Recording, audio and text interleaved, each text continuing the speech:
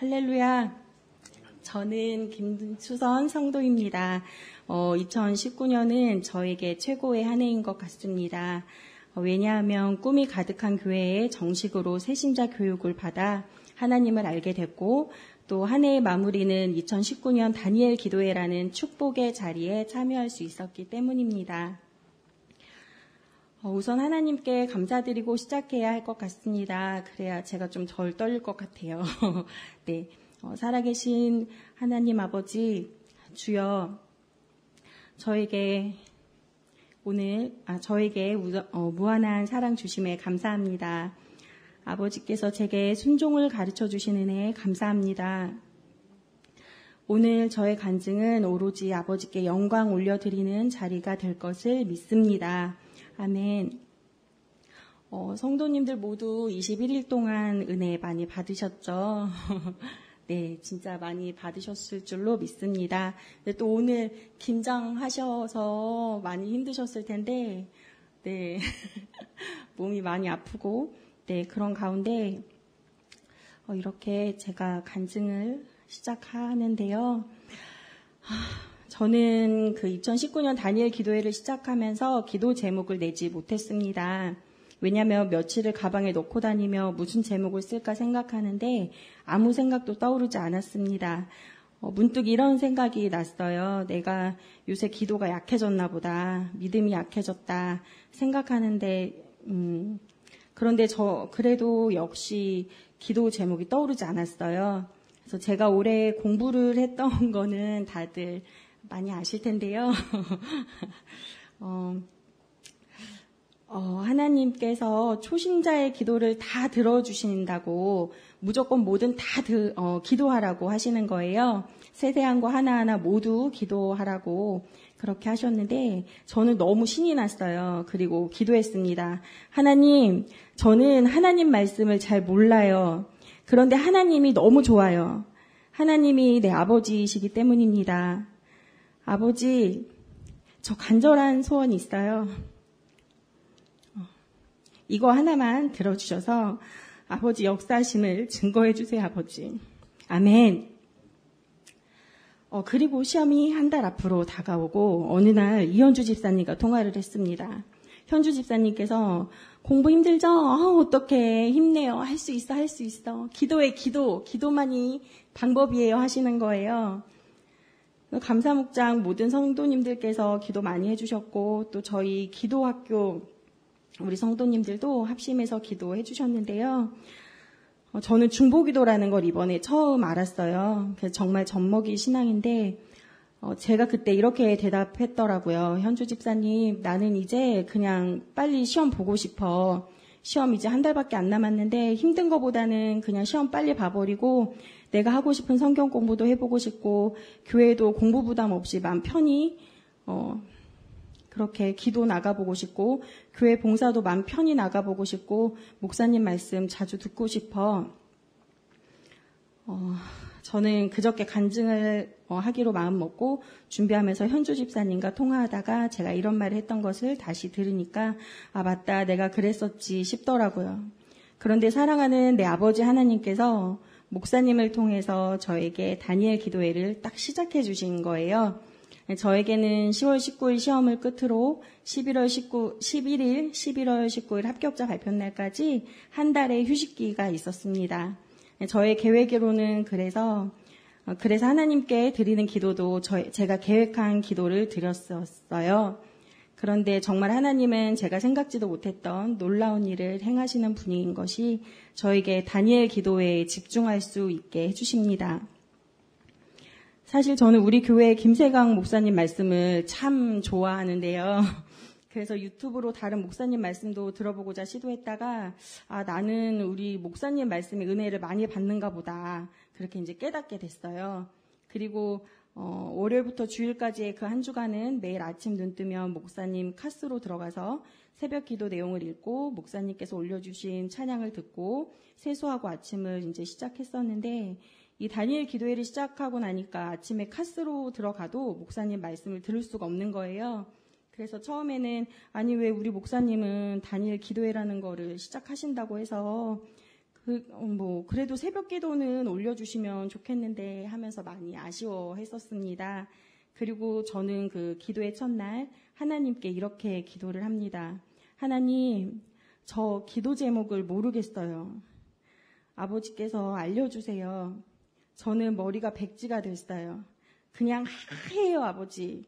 아버지께서 이 21일간의 기도의 기간 동안에 제게 기도 제목을 가르쳐 주세요, 아버지. 그렇게 다니엘 기도회가 시작되었고 첫날 김은호 목사님의 말씀이 영적 기념비를 세우자라고 하셔서 은혜를 받고 며칠을 그 말씀을 가슴에 새겼던 것 같아요. 그리고 8일차에 누더기가 된 인생에 은혜를 담으시는 하나님이라는 제목의 김관성 목사님의 간증을 듣는데요. 정말 날 것 그대로의 살아있는 간증을 듣는 느낌이 들었어요. 사실 그전에는 그 간증이나 말씀은 정말 대표님이나 그리고 좀 많이 지위가 있으신 그런 목사님들께서 하시는 건가 보다 생각을 하고 있었거든요. 근데 김관성 목사님 간증이 제게 그런 느낌을 들게 했어요. 그래서 그 내용을 들으면서 좀 자극적인 내용도 있었지만, 목사님 목사님 저도 그랬어요. 이렇게 이제 집안에 불을 끄고 두 아이 팔베개 해주면서 함께 누워서 이제 저는 이어폰을 끼고 간증을 듣는데 저는 속으로 계속 이렇게 대답을 했던 거예요. 사실 저는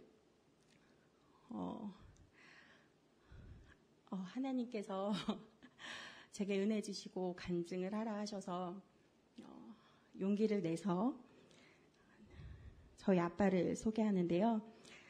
저희 아빠는 제가 이걸 되게 유쾌하게 하려고 썼는데 여기 쓰니까 왜 자꾸 눈물이 나려고 하는지 모르겠어요. 저희 아빠는 저에게만은 유독 공부하지 말라고 하시고 학원도 안 보내주시고 제가 82년생 김수선이거든요. 82년생인데 그때는 그런 친구들이 별로 없었던 것 같아요. 제 주변에. 근데 아빠가 저에게는 유독 공부하지 말라 하시고 학원도 안 보내주시고 인문계도 가지 말라 하시고 또 대학을 가지 말라고 하셨어요. 네. 저는 정말 캐릭터가 확실한 이런 부모님의 둘째 딸로 태어나서 근데 저희 아빠가 알코올 중독자셨어요. 처음부터 그랬던 건 아니고요. 7남매 중에 장남이셨는데 가난한 집 장남으로 태어나서 작은 아버지는 학교를 보내는데 장남인 아버지는 일을 시키시고 그랬대요. 그리고 또 저희 친할아버지께서는 뇌졸중으로 오랜 기간 쓰러져 계셔서 할머니께서 7남매를 먹여 살리느라 애쓰셨어요. 그런 상황이니 이제 아빠는 공부를 못했겠죠. 둘 중에 다 공부는 못했을 거예요. 근데 그 중에 하나 공부시킨다면 아빠가 하고 싶으셨던 것 같아요. 근데 아빠는 그 배우지 못한 것이 한이고 스스로 삶을 개척해 나가고자 애쓰고 사셨던 분이에요. 아빠는 정말 술을 안 드시면 너무 성인군자 같았어요. 말씀도 별로 없으시고 전국 노래자랑을 즐겨보셨는데 그 노래 따라 부르시던 아빠의 모습이 지금도 선합니다. 그런데 그 술을 드시면 언니, 저, 그리고 유치원생이었던 제 남동생을 앞에 나란히 앉혀요.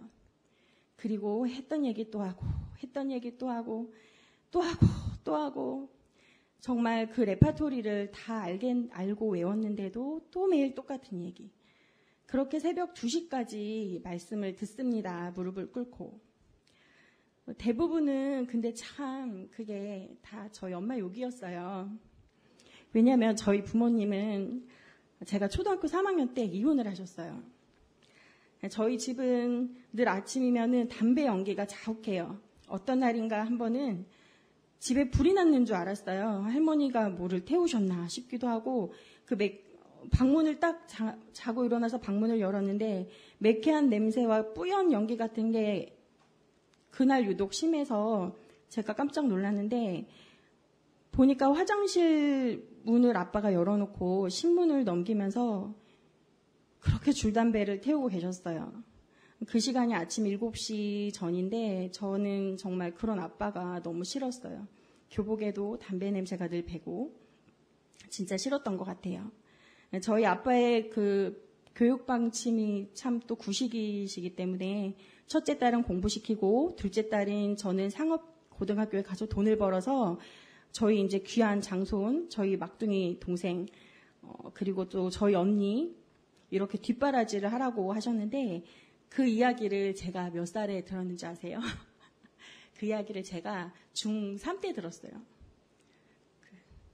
여기 학생 몇 명 왔는데 만약에 중3 때 아빠가 너는 이제 공부를 하지 마라.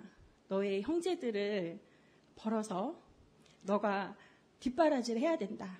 아빠도 건강하시고 엄마도 계시고 나는 그렇게 우리 집이 가난하다고 생각하지 않는데 왜 그런 말씀을 나에게 하시나. 언니는 학원도 보내주고 그때 유행했던 라코스테라든지 뭐 미치코 런던이었나 그런 거라든지 그 비싼 메이커를 다 사주는데 왜 나에게 이러시지? 그런 생각이 많이 했어요. 그래서 저는 어렸을 때 소원이 나한테도 키다리 아저씨가 있으면 좋겠다. 진짜 정말 제발. 그런 생각을 참 많이 하고 컸고 제가 만약에 그때 하나님을 알았더라면 얼마나 좋았을까 하는 생각을 했어요. 그리고 저의 고난은 또 끝이 없었는데 고등학교 시절에 아빠가 알코올 중독 증세가 점점 심해지시고 처음엔 1년에 한 번, 다음엔 1년에 2번, 그 다음 해인가는 1년에 3, 4번. 아빠는 알코올 의존증을 넘어서 중독 증세가 심해지셨어요. 그러다 아빠의 인생에도 꽃 같은 시기가 왔습니다. 제가 대학생 때였는데요. 아빠한테 애인이 생겼어요. 그리고 곧 그 아주머니는 저희 새엄마가 됩니다. 저희가 그 15평도 안 되는 실평수가 11평이었대요. 저희 부모님께서 처음 그 빌라를 살 때는 17평, 18평 그랬다고 하는데 그 빌라에서 그 15평도 안 되는 빌라에서 할머니, 아빠, 새엄마, 언니, 저, 남동생 저와 언니는 결심을 하게 됩니다. 우린 저 계모와 안 맞아. 그런데 우리 둘은 컸으니 우리만 독립을 하면 평범한 가정의 모습이겠구나. 또 내 동생은 나처럼 할머니, 할머니, 할머니 하루에도 수백 번 부르는 그 엄마 대신 할머니를 외치고 살지 않고 내 동생 입에선 학교 다니면서 우리 엄마가 이런 말 하면서 살 수 있겠구나.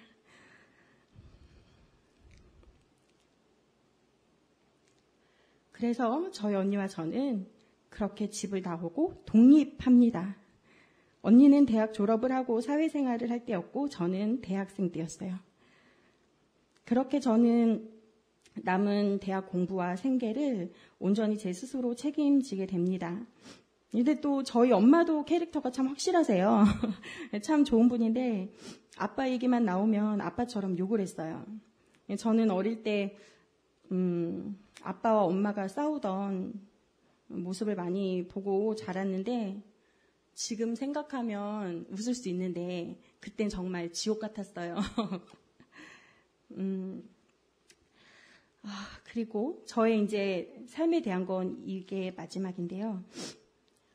저는 그 시어머니와도 사실 골이 깊어요. 왜 그런가 하면 저희 친정아버지께서 제가 결혼하고 이제 식도암 말기로 돌아가시는데 임종을 지키고자 그 시골집에 내려갔어요. 그래서 이제 제가 시집 온 첫 해에 저희 시어머님 생신날 어머님 가게에서 잔치를 못 해드려서 미움을 샀어요. 그리고 저희 아가씨와 시어머니는 저희 아빠 장례에 안 오셨어요. 그리고 나중에 안 사실이지만 생신 잔칫날 저희 아버지 돌아가신 얘기는 숨기고 며느리가 첫 생신 때 안 왔다고 그 동네 분들께 말씀하셨다나 봐요. 네. 그리고 저희 그 새엄마는 제가 2011년도에 결혼을 했는데 이제 아빠가 병세가 악화되시니까 그 결혼식에 못 오신다고 했어요. 그리고 아니나 다를까 아버지가 그때 응급실 중환자실에 계셨었다고 들었어요. 근데 이제 제 결혼식에 저는 신부 대기실에 있었기 때문에 식장하고 멀리 떨어져 있었고 저는 그냥 마냥 즐거웠죠. 근데 나중에 아빠 돌아가신 후에 얘기를 들었어요. 엄마랑 언니가 계속 저한테 비밀로 했다가 나중에 얘기를 했는데 그 새엄마가 저의 그 결혼식장에 와서 난동을 부렸다고 하시더라고요. 저는 너무 억울하고 억장이 무너지는 심정이었어요. 아빠는 돌아가셨고 그때 알지 못한 게 너무 아빠한테 미안했고 또 저희 엄마한테 미안했고 근데 또 제가 누구를 원망할 수 있었겠습니까? 참 쉽지 않은 인생이었죠. 그리고 아빠 돌아가시고 저는 법정 다툼을 해요. 그 새엄마와 2년 가까이 했는데 마지막 재판일에 그 제 남동생과 제가 판결 받은 거는 첫째, 집에서 새엄마가 나가게 되는 거고요. 둘째, 아빠가 남기신 유족연금은 새엄마와 친할머니께서 각각 8대2로 나눠 갖는 판결을 받았어요. 사실 새엄마가 아니라 아빠의 동거인이었다는 표현이 정확한데요. 법적으로도 동거인이었어요.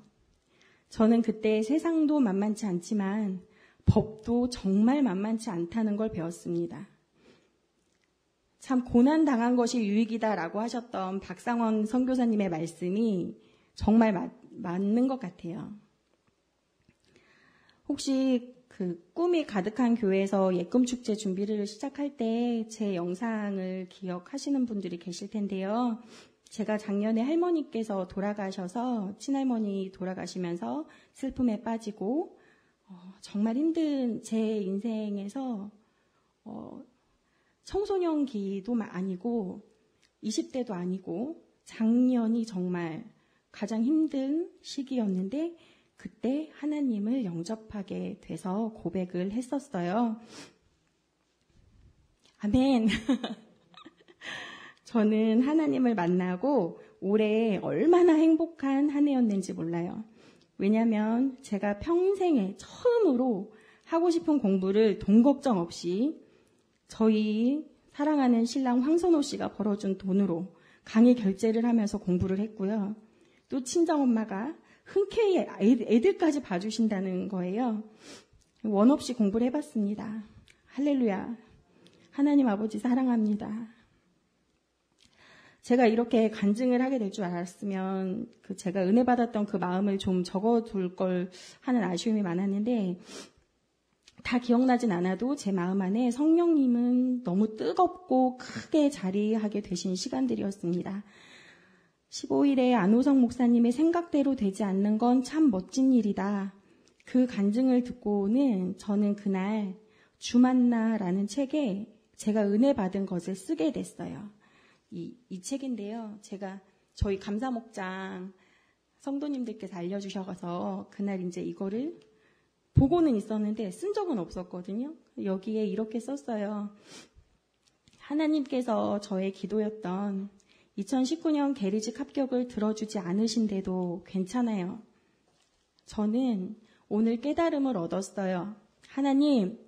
하나님께서 저에게 쉬어가게 하심에 감사합니다. 하나님께서 제가 가장 하고 싶은 것이 무엇인지 돌아보게 하십니다. 아버지, 놀라운 나에 하나님께서 제가 성경책을 읽기 시작하게 하시고 건강을 위한 운동을 시작하게 하시고 돈을 벌기 위한 일함이 아니고 제가 그동안 관심이 있었던 아동보호 봉사를 시작하게 하셨습니다. 아멘. 마음은 있으나 실행하지 않으면 그저 소원에 그치지만 실행하게 하시고 또 저희 하나님 아버지께서 그 안에 믿음 주시는 저희 여호와 바로 내 아버지 하나님이십니다. 정말 안호성 목사님 말씀처럼 생각대로 되지 않는 건 참 멋진 일인 것 같아요. 생각지도 못한 멋진 일들이 펼쳐지기 때문인데요. 하나님께서 그 놀라운 일을 제게 행하시는데 저는 19일에 현승원 대표님의 순종과 믿음은 하나님의 축복입니다 라는 간증을 듣고 처음으로 목사님께 카톡을 보내게 돼요. 그 막 은혜가 절절절 끓어서 다니엘 끝나고 이성이 돌아오기 전에 그냥 막 쓴 거를 보냈어요. 그때 보낸 내용을 읽어드릴 건데요. 목사님, 하나님 아버지께서 저를 너무 사랑하세요. 오늘 기도의 말씀을 들으며 아버지께서 저에게 은혜 주심이 너무 거룩합니다. 오늘 합격자 발표가 났는데요. 목사님, 저는 불합격이에요. 불합격 소식에 제가 어제 그 주만나 큐티 책에 아버지께 고백한 바가 있어서 그런데 현실로 불합격 소식을 받고 그래도 괜찮다고 썼는데 근데 현실로 정말 불합격이니까 아니 초신자 기도는 다 들어주신다 하셔서 기도했고 중보 기도했고 저는 100% 무조건 합격이라고 생각했어요. 그리고 정말 가슴에 손을 얹고 열심히 했던 것 같거든요. 그리고 제가 제일 사랑하는 저희 큰딸 한 번도 안 챙겨준 적 없는 저희 큰딸 생일도 딸아 엄마가 미안해. 엄마가 올해는 좀 쉬어도 되잖아? 하고 친정엄마와 저를 제외한 이제 그렇게 생일 잔치를 하게 했거든요. 진짜 열심히 했는데 불합격인 거예요. 그래서 30분간 집에서 아무 생각 안 하고 누워 있었어요. 그리고 한없이 누워 있었어요. 그런데 놀라운 하나님께서 부끄러운 저의 그 모습을 보시고 딸아 내가 너를 지켜보고 있노라 하시는 그런 음성처럼 기도회에서 그 현승원 대표님의 말씀 하나하나가 너무 은혜로운 거예요. 목사님 저를 계속 가르쳐 주세요. 주님은 저를 정말 아끼고 사랑하십니다. 아직 고백하지 못한 저의 삶 가운데 모든 것 아시는 주님께서 저에게 분명한 메시지를 주시는 듯 그런 은혜를 받았어요. 목사님, 저는 주님이 너무 좋아요. 감사합니다, 아버지. 네, 아버지 하나님, 감사합니다. 더욱 순종하겠습니다. 아버지, 제한 없이 아버지를 따르는 자녀 되겠으니 이끌어 주시옵소서. 저는 이번 2019 다니엘 기도회가 제 인생의 첫 경험이고 매일의 21일간의 간증을 통해서 하나님께서 제게 주신 은혜는 사랑하는 내 딸아 내게 순종하라. 그것이 축복이요. 내가 앞으로 너의 삶에 어떻게 역사하는지 다시 기대하라 하시는 것 같았어요. 초신자의 기도는 하나님께서 모두 들어주신다고 했는데 저는 제 기도를 들어주시지 않은 하나님도 너무 감사하고 사랑해요. 하나님께서 너무 애쓰고 사는 저에게 딸아 지금은 그저 하나님께 순종하고 하고 싶다던 성경 공부도 마음껏 해보고 쉬어라. 잠시 쉬어라 하시는 것 같았어요.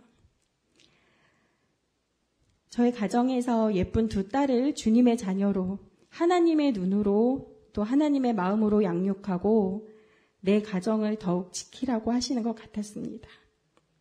그리고 하나님 말씀에 순종하다 보니 저희 신랑에게도 조금씩 순종하는 아내가 되는 방법을 알게 되었습니다. 저는 다니엘 기도회 기간 동안 8살, 3살인 저희 두 딸과 큐티를 시작하게 되었어요. 그리고 저는 성경 읽기를 시작하고 또 매일매일 집안일 할 때 그리고 아침에 눈 떠서 세수하고 양치할 때 찬양을 들고 시작합니다. 주님 저희 아버지 사랑합니다. 아멘. 감사합니다.